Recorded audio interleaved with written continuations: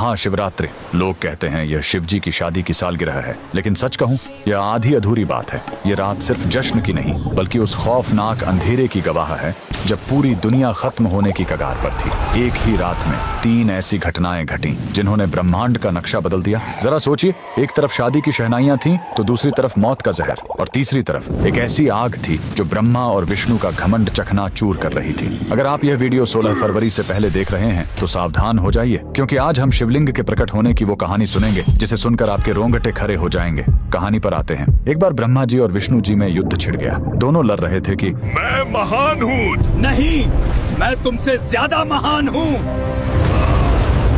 उनका यह घमंड जब दुनिया का संतुलन बिगाड़ने लगा, तब अचानक उनके बीच एक विशाल अनंत अग्नि स्तंभ प्रकट हुआ। वह आग का एक ऐसा खंभा था जिसका न कोई शुरुआत था न अंत। उस स्तंभ से एक भारी आवाज आई, जो मेरे आखिरी सिरे को खोज लेगा वही महान होगा।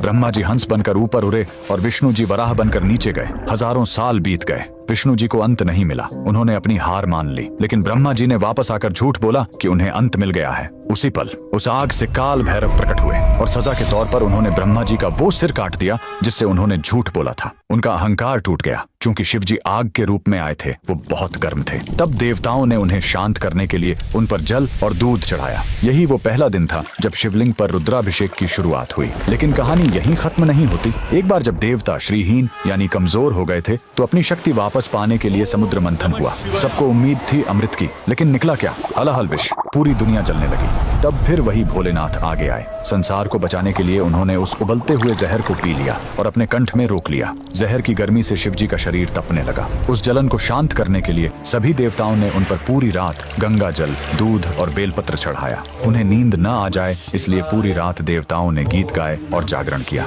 यही वजह है कि महाशिवरात्रि पर हम पूरी रात जागते हैं। लेकिन रुको, यह रात इतनी डरावनी भी नहीं है। इसी रात प्रेम की जीत भी हुई थी। जब माता सती ने अपने प्राण त्यागे थे तो शिव जी पूरी तरह टूट गए थे। वो वैरागी बन गए, दुनिया छोड़कर समाधि में चले गए। तब माता सती ने पार्वती के रूप में जन्म लिया। उन्होंने हजारों साल तक कठोर तपस्या की, सिर्फ अपने शिव को वापस पाने के लिए। आखिरकार भोलेनाथ पिघले। इसी महाशिवरात्रि की रात वो वैरागी फिर से दूल्हा बना और शिव शक्ति का मिलन हुआ। तो इस 16 फरवरी जब आप शिवलिंग पर लौटा भर जल चढ़ाएं, तो याद रखिएगा, आप उस आग को शांत कर रहे हैं और उस जहर के दर्द को कम कर रहे हैं। कमेंट में लिखें हर हर महादेव।